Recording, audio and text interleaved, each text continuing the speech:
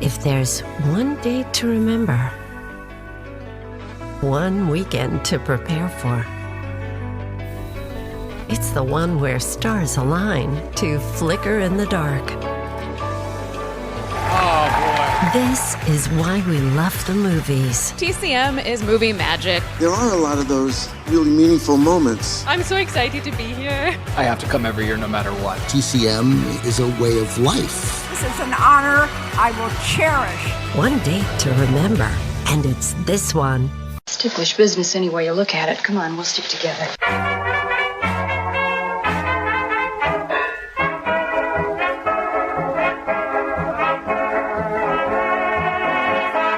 Hello, everyone, and welcome to Ticklish Business. I'm Kristen, and Samantha is off this week, but we are joined by two longtime friends of the podcast, the amazing Lora Stocker and author Lara Gabrielle. Lora and Lara, how are you?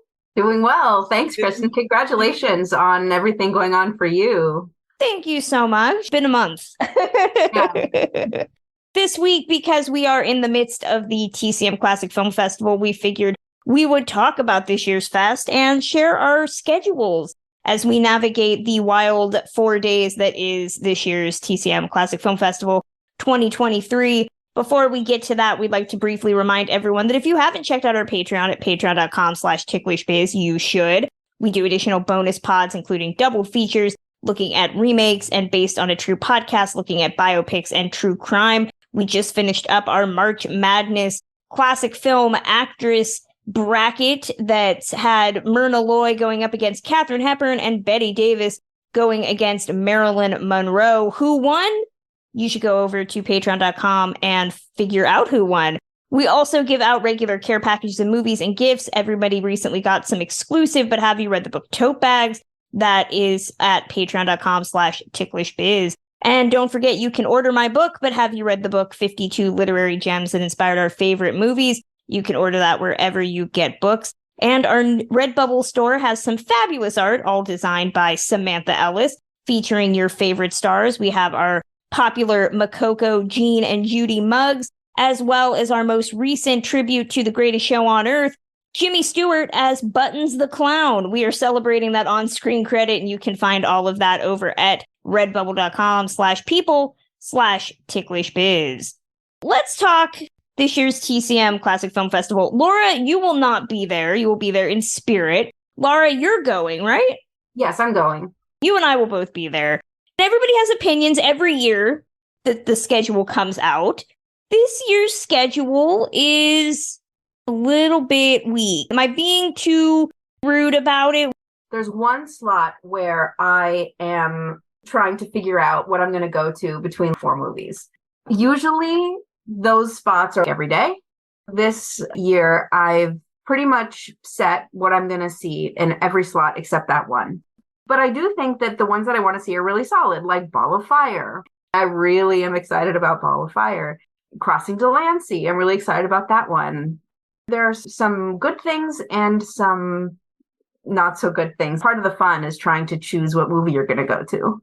Like Kristen said, unfortunately, I'm not going to be able to attend this year, but I was planning on it. And so I have followed the announcements. And of course, when the schedule came out, I was like, oh, there's some things I really wish I could see. I am forever enthusiastic on almost everything. My friends who know me know that that's a characteristic of myself. I get excited about any opportunities to get together with folks. Obviously, getting to reunite with friends when you go to the festival is a huge part of it. So that's always exciting for me. And the schedule, there are some things in it that I was really excited about. I am a huge Muppet fan. So the fact that they were going to show Muppets Take Manhattan, which is my favorite of the Muppet movies, and that they were going to do a whole special about the Henson world, that was something that really excited me. And I love all of the Christopher Guest films. They screened, it was Best in Show a few years ago, which was great. And A Mighty Wind is my favorite of those. There were some that it was like, man, of all the years to miss, there are certainly some films I had identified that would be new discoveries for me, which that's always really fun. There's really no wrong way to do the fest. Even sometimes when I'm not that excited about it, those screenings end up being so fun. Going into it with an open mind and just take it as you will. You'll always have fun regardless. Schedules aren't as exciting necessarily. There were certainly some that I was like, oh, if I could see this with a big crowd of TCM fans who also love Muppets, that would be amazing. One of the nice things about the festival is that you can make it what you want to make it. Absolutely. Make anything you want out of it. Mm-hmm. If you want to see 6 movies a day and go to every single slot, you can do that. If you want to take a couple slots off and go to a museum, you can do that. If you only want to go to Thursday or Friday, you've got the Palace Pass, right? You can mold the fest to your wishes. Absolutely. And we all have a different way of doing it. Even those of us who have gone for a long time and know our routine, we change it up every now and then. What I noticed, and I talked to somebody about this the other day, is that if you live in LA, I'm maybe a bit more cynical about things than somebody who is coming from out of town. Because what I noticed very quickly is how much of the movies are movies that have toured the rep houses here in LA. So Paris Blues played at the Academy last month for Sidney Poitier's tribute. Play It As It Lays has pretty much been at every rep house here in LA over the last 2 months, which makes me believe that possibly there's a restoration that is coming out on DVD or something, because that has been at the New Beverly, it's been at the Academy, it's been everywhere. It's great that I can see these movies now, but I could have seen those movies 6 months ago when they played at other places. I'm also noticing less conflict. I can tell you that Sunday, I have one movie that I'm interested in, and depending on TBAs, the rest of the day seems very light. Like actual quantity. I don't know if anybody's counted how many movies they're showing just in general, and if that's more or less than in years past. But it does feel like we're getting less. There are a number of TBAs on Sunday, in addition to the ones that are going to spill over. The way it works for people listening who maybe don't know the festival, when a movie sells out, they will often reschedule it on Sunday morning. So people who got blocked out of the sold out show can have a chance to see it. There are always TBAs on Sunday morning, depending on what sells out, they'll schedule whatever sells out. But in addition to that, there are a couple of additional TBA slots. There's one big TBA that is going to be at the IMAX. Right. And people are speculating on what that is. What is the speculation? Well, what I have heard is, I don't know how serious any of this is, but I've heard speculation that they're going to have a big celebrity. Somebody said, oh, Julie Andrews is going to come. I would love that, but I just don't really know the impetus for that. I don't know. Anytime there's an unknown, people speculate and speculate wildly. It's like they've put in 5 slots on Sunday, at least on the schedule, starting in the afternoon for TBAs. So that seems pretty substantial. So there should be a lot of second chances for folks for some of those, especially the pre-codes, because those always do really, really well and can be hard to get into. They're putting No Man of Her Own in Theater 4, which is the smallest theater. That's Clark Gable and Carol Lombard. Come on, people. Yeah, it makes no sense. What I'm noticing as well, you mentioned that TBA on Saturday. A lot of people are really thrown by that because that is not something that has happened. We're also noticing a lot of movies with no announcers so far, and they keep saying that the schedule is going to keep being updated. And we're maybe dancing around the subject, but considering that the last year, the Warner Brothers Discovery merger, which ended up with a lot of people being laid off and Warner Brothers making a lot of decisions with regards to their content that people found questionable, TCM was affected. They did lay off a lot of longtime people, including the amazing Millie DeCherico. A lot of people speculated whether we'd have a festival this year. And I'm one of those people that said we should just be fortunate that we have what we have. But it's hard for me not to feel that this year is a cost-cutting thing. Oh, absolutely. I have no doubt about that. I know that it's because of the recent acquisition by Discovery Plus, who are making all kinds of corporate decisions. These decisions are being made by people who don't understand TCM and don't understand the TCM fans. This will be a really interesting year to see when your boot's on the ground, what the impact of that is. What are the gift bags like? What are the perks like? I've already said that they're taking out the printed guides. Those are not going to be happening this year. When I heard that, I was like, oh, yeah, the printed guides are the problem. That's the reason. That was interesting. I do all the cruises, and have done that every year. I admit I keep everything, scrapbook it and all that kind of stuff. And they used to print daily schedules and have them in the room, and you didn't have any of that. You just had your app, and that was that. Or you needed to print your schedule beforehand. So you realize just how much you use that when you don't have it. I used to like to circle my movies. There's something really tactile about it. You can feel it. You can feel where your hand is going. Yeah. And if you get in a line and you're like, I'm not getting into this, what can I do? You know, just having that in your pocket. I don't know. I'm the same way. I'm a tactile person too. I like having the physical thing as opposed to going through my app and being like, well, wait a minute, where do these line up and this line up? That'll be interesting to see. That's another thing where you could say, what about the special guests that are here this year versus years past? And is there any clear impact from cost-cutting measures and the particular stars that have been tapped for this year? Not saying there is. That's a discussion I've seen. If you've been to the festivals throughout the years, a great example is the TCM merch store. Started out as being a part of a huge store in the mall. Now it's the Ovation Center. It has slowly grown smaller and smaller till it was in the back room last year of one of the shops next to Grauman's, like a back room. You had to ask, where's the TCM shop? And it was 2 walls of merchandise that was really lacking. I will be excited to see if it is still that store or if it's just a kiosk at this point, because I would not be surprised. The other thing that I was immediately thrown by that I would say was indicative of a cost-cutting measure is they announced Rio Bravo at the beginning of the whole announcing things for the fest. It was one of the earliest announcements that they mentioned was this world-class restoration of Rio Bravo.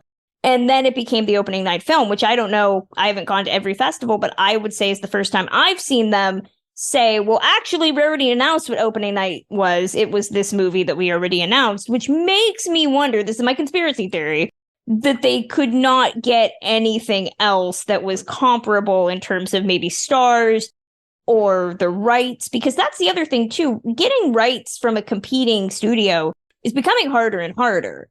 Disney, now that they own Fox, is becoming more hard-headed about what they're renting out with regards to their catalog, and they already have a theater on the same stretch that they are not allowing the festival to use this year. So I get that it's probably far more difficult, but that was something that I was like, oh, we are working with less, because the opening night film is something that we've just already heard about, which, don't get me wrong, it's great to see Angie Dickinson, but when people were speculating about it's going to be The Way We Were and they're going to get Barbra Streisand, I was like, that would make sense to me.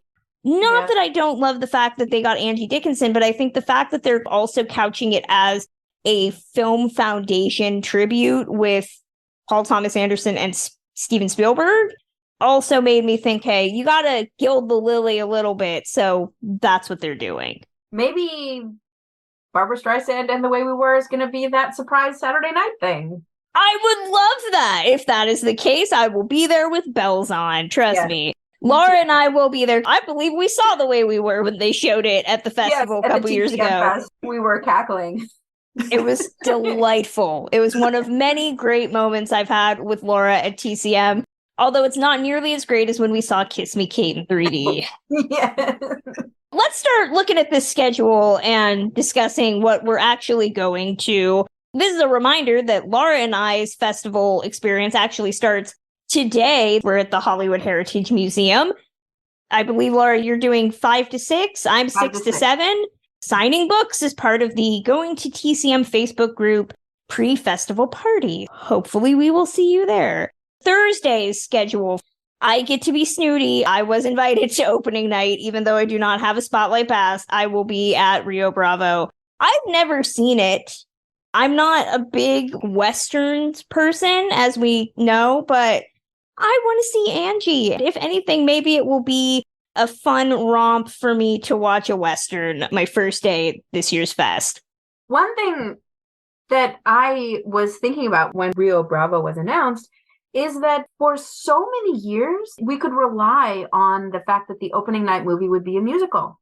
Remember that? And then that changed with E.T. Was that the first time that the opening night movie wasn't a musical? Wasn't there one before where it was the folks from Spotlight, the journalists from the movie Spotlight? What was that they played? I remember The Sound of Music. I remember the producers. Oklahoma. Cabaret. Stars Born. This might be the first time that I can remember that it's not a musical. E.T. was last year, right? Mm-hmm. Yes, it was. Yeah. That's correct. Yeah. So yeah, this is the second year it hasn't been a musical. They played All the President's Men once as the opening night film, and they had the folks from Spotlight. They had the journalists behind that and did a whole panel. I think that was an opening night film. Didn't they do When Harry Met Sally? Because I remember Meg Ryan and Billy Crystal walking the red carpet. Yes, that could be. That might have been 2019. That was 2019, maybe. Yeah. So if that's the case, then it's been either a 2 or 3 where they haven't done a musical. For so many years, we would count on it. We would say the opening night movie is going to be a musical. It's going to be a restoration, right? Because that was the way it had always been for so long. I'm going in with an open mind. If anything, it'll be fun to see Angie Dickinson. What are you going to see, Lara? And what you would have gone to, Laura, instead of Rio Bravo? I have One Way Passage at 7:30 on Thursday night. I do enjoy One Way Passage, even though it's a weepy. It's definitely not my favorite Powell and Francis joint. No, but it's Powell, it's Francis, it's a pre-code. I'm there. I typically do the Spotlight Pass. I'm coming all the way from North Carolina and I save up. If I'm traveling this far, I'm going to splurge. So I always do the opening night film. They don't have it on the schedule, and they didn't put it on the schedule last year, although they did it. They do a party, an opening night party after the opening night screening, which is a lot of fun. Last year it was at the Academy Museum, and that was really neat. My husband loves Westerns, so he introduced me to a lot of Westerns when we started dating and got me into them, and I really enjoy them. And so I've seen Rio Bravo many times, and Angie Dickinson was on the cruise one year, and they did a screening of this, and she had some wonderful stories of her work experience on there. So if it's anything like that, you're in for a treat, Kristen. You'll enjoy it. And she's always been a wonderful guest and has such a great rapport with Ben Mankiewicz. She likes to take him out to the Cheesecake Factory, which they talk about, which is fantastic. And As do I. Their Chinese chicken salad is bananas. Almost every time I've seen them together, that comes up, which is really fun. I've never seen Genevieve. That would have been an interesting one to see if I wasn't doing the opening night screening. I know that's the later night movie, but that's one that I would be interested in checking out. I will be at the opening night party, which is not at the Academy Museum this year. I can tell you that because I know what the invitation said. But if I was not going to that, I'm flummoxed by some of these choices because I would have liked to have seen The Wild One as a Marlon Brando fan. And I do not know why we are making Diane Baker come out at 10 o'clock at night. That's pretty late. Introduce Genevieve.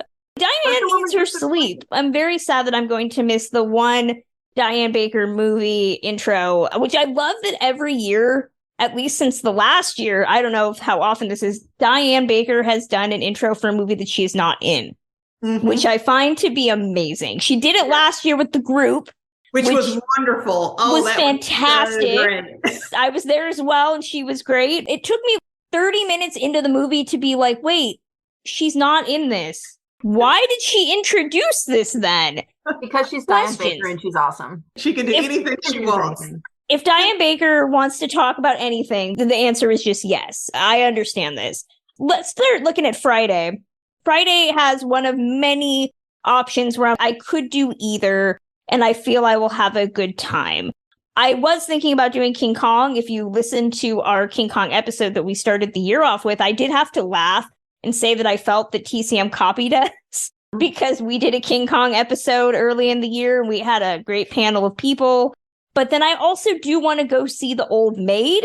As Laura will tell you, we are big Bette Davis fans, especially when she's teamed up with Miriam Hopkins. I wish that they had kept Old Acquaintance. That was originally announced, and then they decided for some reason they were not going to do that, and they switched to The Old Maid, and I'm a little bummed because The Old Maid does not have the famous Miriam Hopkins strangling sequence, which I appreciate.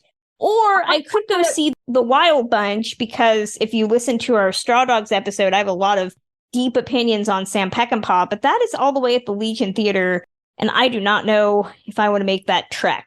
I wonder what the reasoning was behind getting rid of Old Acquaintance and putting in Old Maid. I have zero idea. It baffles me, especially because they are the same movie. I mean, the same movie, exactly. You could have shown both, honestly, and I think it would have been fine. At that point, because of the way that things are timed out, you really can't go see anything that starts immediately after any of those movies. So I'll probably head over to the Warner Brothers 100 tribute that they're doing at Club TCM. Cass Warner's going to be there, and I met her a long, long time ago in one of my first trips to LA when I actually went to tour the Warner's lot. That sounds like it would be very fun. One of my big to-dos is going to see Risky Business. Not because I care about going to see Risky Business. They got Rebecca De Mornay to be the guest for that. She is my 90s queen. She is one of the most underrated actresses that we have ever gotten. I have not been excited about a person introducing a TCM movie since Geneviève Bujold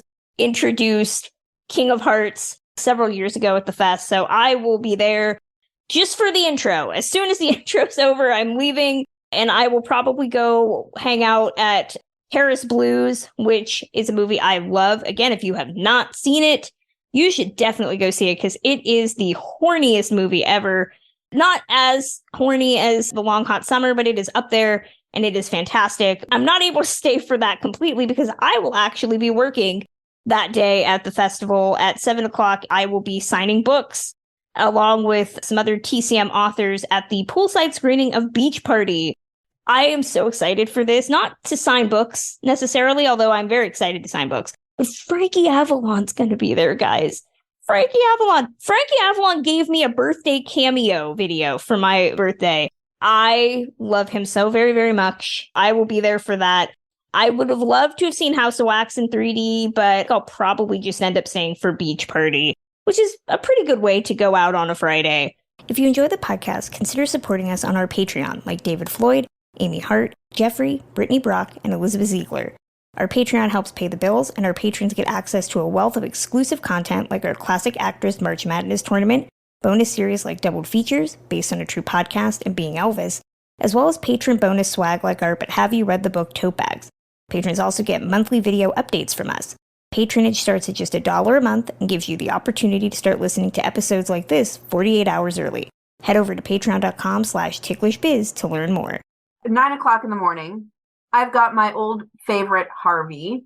The way that I usually do the fest, this has been my tradition over the 12 years that I've done it, I gravitate toward my old favorites. I just love seeing my old favorites on the big screen. If there's something that I haven't seen that I feel like I need to, then I will go see that. But most of the time, it's just, yeah, I love that movie. I'm going to go see that movie. I've got Harvey at 9:00 in the morning. The thing that we have to do with the fest is you often leave the theater and get immediately in line for the next movie because you have to do that if you don't have a spotlight pass and you want to be guaranteed a seat at that screenings. Harvey gets out at 11. The next thing I have is Footlight Parade at noon. Harvey's in Multiplex 1. Footlight Parade is in Multiplex 6. I'll probably get out of Harvey. Maybe that's when I'll try to find something to eat very quickly and then get in line for Footlight Parade. Or not. Maybe I'll just wait. Eating, you have to figure out the strategy behind getting a meal in. I'll get in line for Footlight Parade. That ends at 2:15. Then at 3:15, back in Multiplex 6, I have The Strawberry Blonde.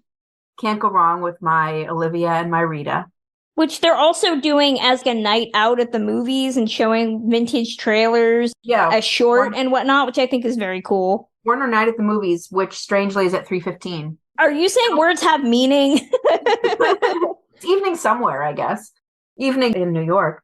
I love my girls, so gotta go see them. More weepiness after that. I only have 45 minutes between the ending of Strawberry Blonde and the beginning of Penny Serenade, and I'm going to have to really get in line immediately for that one.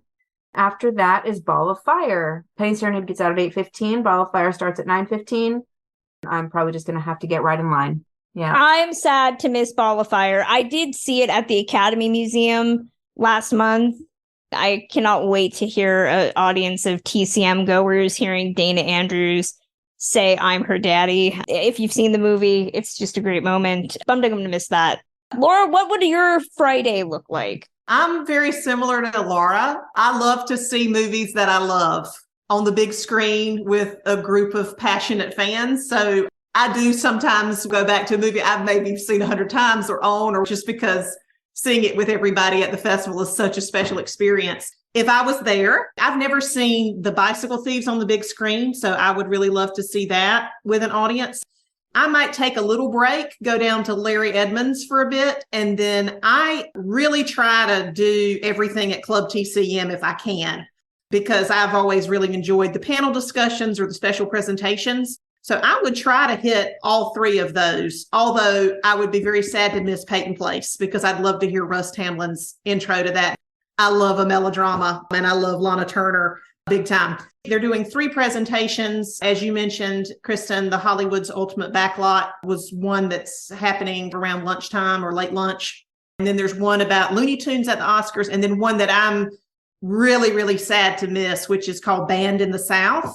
It's Hollywood censorship and depictions of race with Sherry Belafonte. And that would probably be just a really phenomenal presentation. And I'm, of course, from the South, so I'm very interested in the history of the South and how the South and the archaic laws and rules of the South, especially of the 30s and 40s and 50s, impacted Hollywood and the film releases. So that would be just a fantastic presentation. And I'm very sad to miss that one.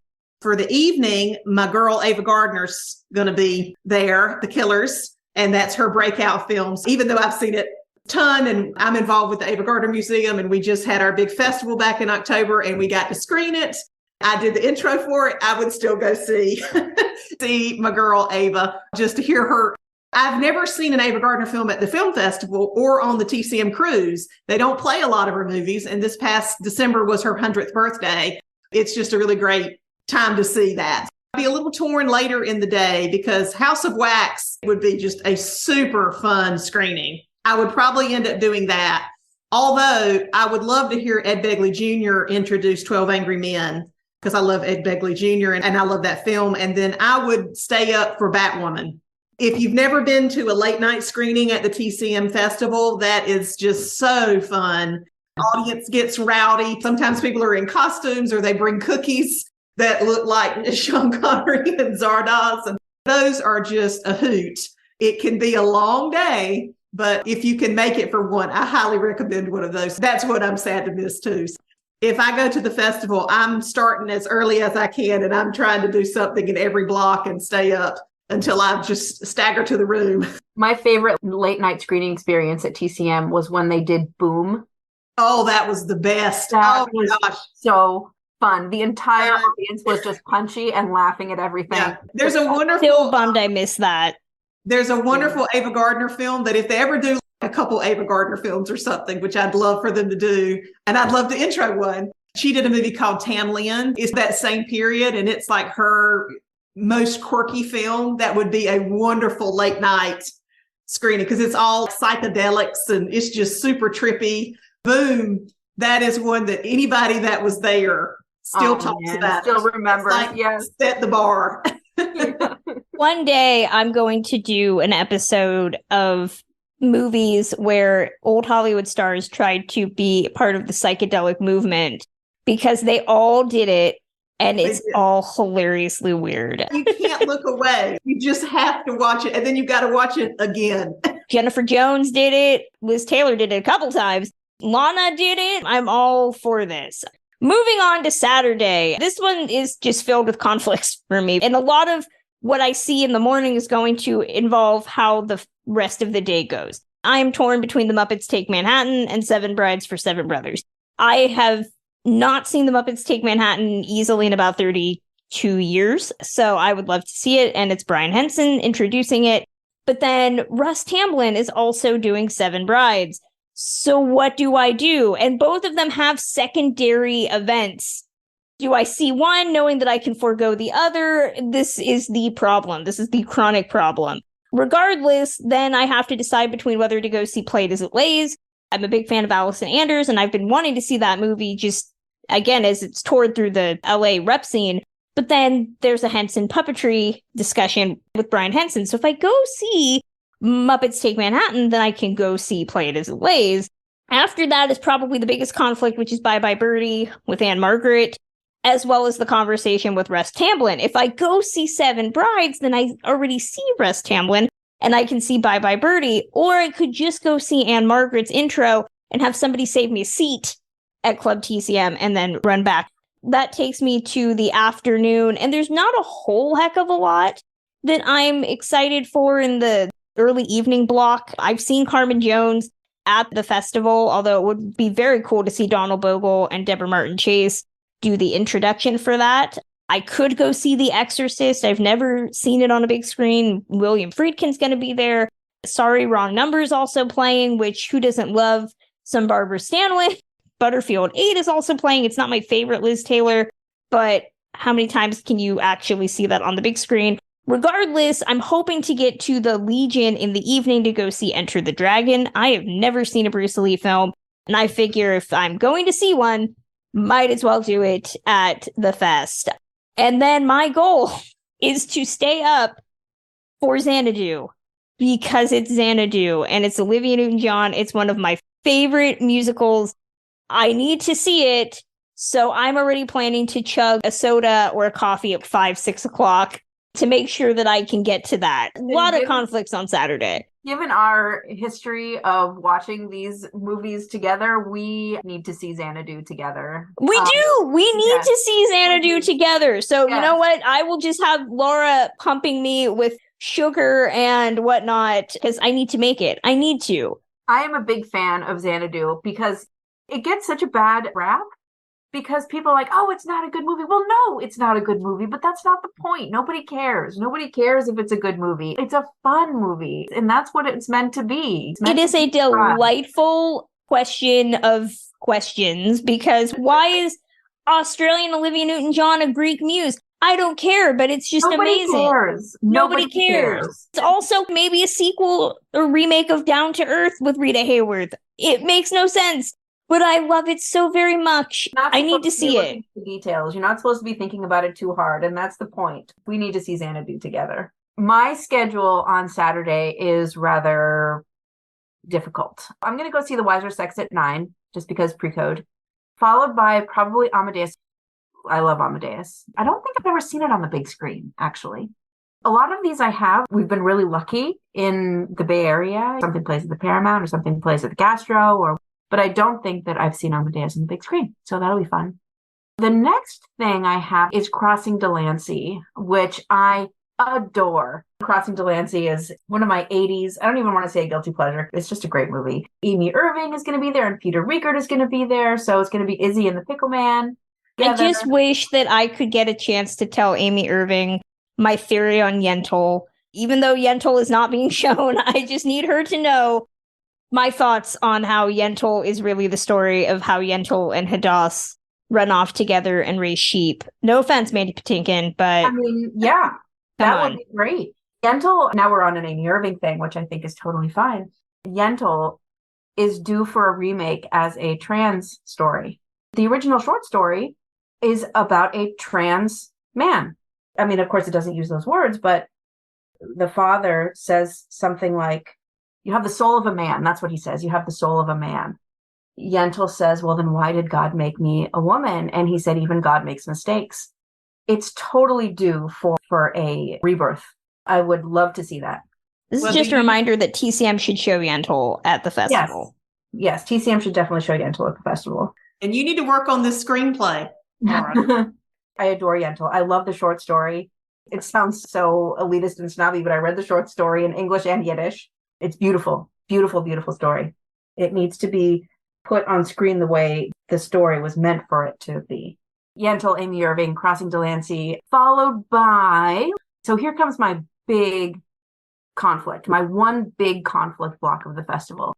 I would love to see Carmen Jones. On any other day, I would see Carmen Jones. I feel like I've seen it enough, and I think I've even seen it once on the big screen. Because I have a million other things in that block, it fell by the wayside.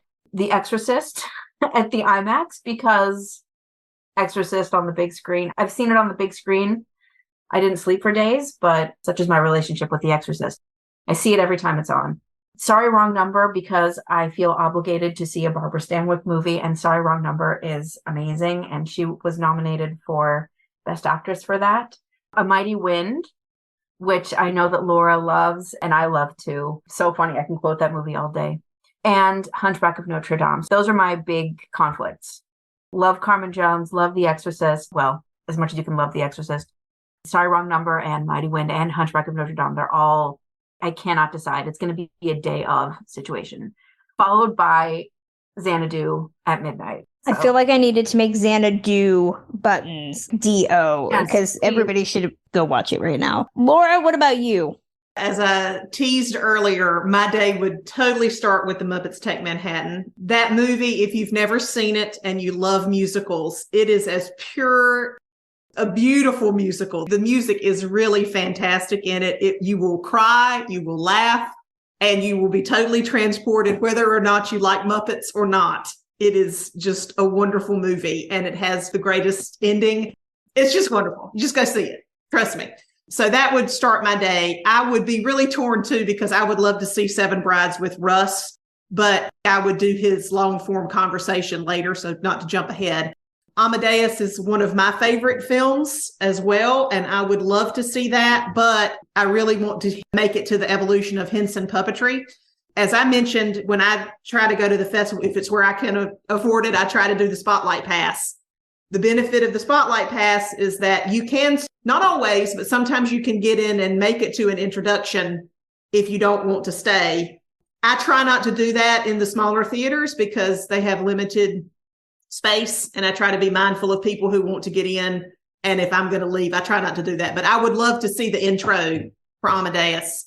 I would go to the evolution of Henson puppetry, which is just going to be an amazing presentation. And then because of the timing, I would probably do the trip through the short subjects for Paramount Archives. That sounds really interesting. Afterwards, I'd probably have to miss a little bit of it because the Henson thing, they butt up right at each other, and you have to get from Club TCM to the Chinese multiplex. So that would be a little tight. Then I would do in the afternoon the conversation with Russ Tamlin, and then assisting the classics, which is another really interesting presentation where it's former personal assistants of classic film stars and their experience working for folks. So that seems like a neat presentation. And then I would totally do A Mighty Wind, although I saw it in its initial release in the theater, and I've seen it a gazillion times at home, and I have the album and can sing all the songs, have the sheet music and everything. It is another wonderful musical. And if you're a fan of folk music and you've never seen this film, but you know the Christopher Guest style of films, he doesn't like them being called mockumentary, so I don't want to call them that. But they are just, his whole body of those films, that grouping of films with Eugene Levy, are just so wonderful. And A Mighty Wind especially has just so much heart to it. And it's so true to the folk music of that period, while also being absolutely hilarious. I would do that, and I would totally end my day with the two of you at Xanadu, and we would sing along and have a ball. As far as Sunday goes, it's tough. There's not a whole heck of a lot that I'm really into this last day of the festival. I know I want to go see Heaven Can Wait. I really love the 1943 original. I'm a big fan of the weird death fantasy movies that they did in the 1940s. Gene Tierney is just fantastic. And I know that the movie on disc was just utterly gorgeous with the color. And I can only imagine it's going to look even better on a big screen. So that's a big one. It looks like they've been changing up the guests, because I want to say that certain guests were originally announced for some of these movies and now they are gone. I did not know that Ernest Dickerson was going to introduce the Red Shoes. I would love to see him talk about that, because that is not at all the movie that I would assume that director Ernest Dickerson would be into. I might try to see that if I can get in, although it would be a very tight squeeze with just 45 minutes in between from my last movie, but we shall see. I would love to do No Man of Her Own with everybody's friend, Carrie Beecham. I try to at least see one of the things that Carrie does when she intros movies. And then after that, it's kind of meh. I mean, a lot's going to depend on TBAs just based on what is listed. I'm not really big on anything. All About Eve, maybe. The Music Man's not a favorite of mine, nor is Stand and Deliver, Big Chill, Shot in the Dark. Not too keen on any of those. So if none of the TBAs are particularly enticing, I will probably just hang out, get a meal until the closing night party. Lara, what about you? Yeah, I'm in the same boat as you. I don't have a lot on Sunday. I have No Man of Her Own, Carol and Clark. I just adore everything that Carol does. then All About Eve. And that's it. That's it so far. If there's anything interesting in the TBAs, then I'll do that. What about you, Laura? I've never seen Jason and the Argonauts on the big screen, so I thought that would just be a fun one to end my last day at the festival. So I'm like you, Kristen. I'm very interested in the introduction for the Red Shoes, but again, timing might be a little tight on that. I would try to go to the special presentation, the Warner Brothers trailer show, and probably the conversation later in the day, although I've never seen Mr. Cohen Takes a Walk, so that was a little interesting to me, and that would be one with Leonard Maltin, and up to this point, I wouldn't have anything with him. I'm not sure if he's introducing something else. He's not. He only has one this year. Oh, wow. And then later in the day, I really love to always end the festival with a musical. That doesn't always happen. I'm a little bummed that there's not a musical at the end of it, because that's always so fun to end. The year they showed The Bandwagon, one year they did Calamity Jane, and you left those screenings just in the best mood. So I'm a little bummed that they wouldn't have a musical at the end of it. But I don't know, I might see The Clash of the Wolves. I've never seen that. If I did that and Mr. Cohen Takes a Walk, that would be my day of newer discoveries. But the TBAs would probably change my mind because it might be something that I wanted to see but sacrifice. And then the closing night party. And I do hope that as many of the guests that are scheduled for this whole week show up, because there are some great guests that I'm probably going to miss and would love to shamelessly plug this podcast and talk to them. That's TCM 2023. This is probably my most flawed year of the festival, and I haven't even shown up yet. It always is good. It's never time wasted. We all know this. We're fortunate that it even exists in this world. I'm excited to see everybody. Laura and I are going to be pretty much glued to each other, considering how similar our schedules are, which is always great. If you see us, we are probably laughing about the cadre of videos that we always bring up every year in line. Laura, thank you so much for sitting down and talking to me today. Of course, I know you both have projects that everybody should know about. Where can fans find you? Lara Gabrielle, what about you? I'm going to be at the Hollywood Heritage Museum with Kristen, signing books. Kristen will be signing her book. I'll be signing my book, Captain of Her Soul, The Life of Marion Davies, which came out this past September. Hope to see you all there. And if you're interested in my book, my Marion Davies book, it has a website, mariondaviesbook.com. You can go there. I'm on social media, Twitter, Instagram, both at Backlots Film, Backlots with an S, Film, and Facebook, Lara Gabrielle. And my book has a Facebook page too, Captain of Her Soul, The Life of Marion Davies. And Lora Stocker, what about you? You can find me online. My name is spelled LoraStocker. My website's lorastocker.com. I'm on social, on Instagram, Twitter, and Facebook, Lora Stocker. So it's pretty easy to find me. I love to talk about film and travel. I'm also very involved with the Ava Gardner Museum. I've just transitioned. My board service has ended the terms of that, but now I'm transitioning to their honorary board. So I'm still very involved with them and doing lots in the social media space. I supervise their social media. Avagardner.org is the museum's website.